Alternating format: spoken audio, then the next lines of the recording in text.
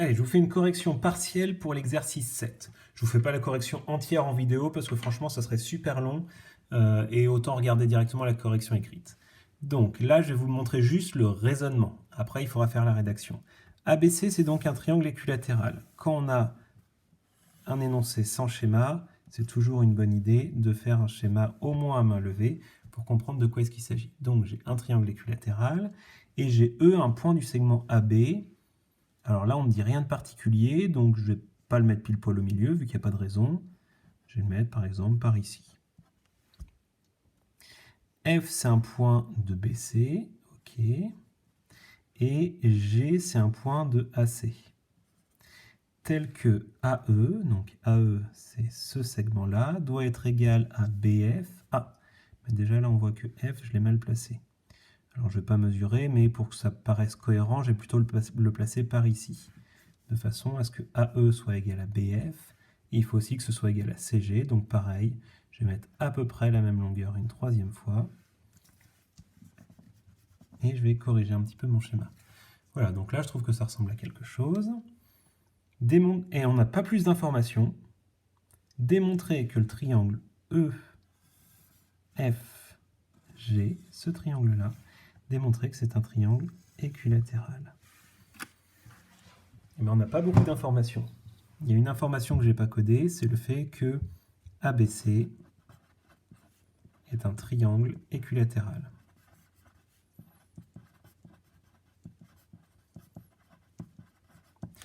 Et en fait, juste avec ça, on va pouvoir s'en sortir. Puisque, regardez bien, puisque c'est un triangle équilatéral, ce côté-là fait la même longueur que ce côté-là.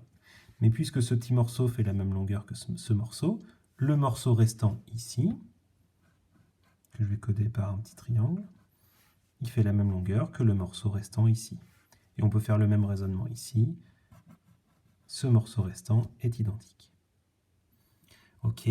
Qu'est-ce qu'on sait d'autre? On a vu dans un chapitre précédent que dans un triangle équilatéral, chacun des trois angles mesurait 60 degrés. Donc ça, c'est une information que je peux rajouter. Et bien voilà, regardez, maintenant c'est gagné. Ici, j'ai donc un côté, un angle, et... j'ai plus de couleur pour le troisième. Et un côté.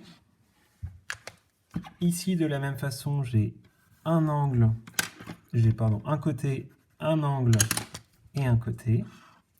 Et ici, j'ai un côté, un angle et un côté. Et donc là, on va pouvoir utiliser la propriété que j'ai appelée côté, angle, côté, qui me permet de dire que ce triangle-là est égal à ce triangle-là, est égal à ce triangle-là.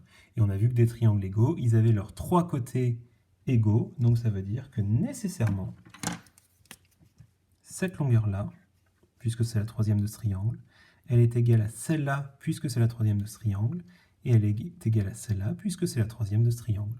Et en fait, regardez le codage que je viens d'indiquer, ça nous dit donc que le triangle EFG est bien un triangle équilatéral.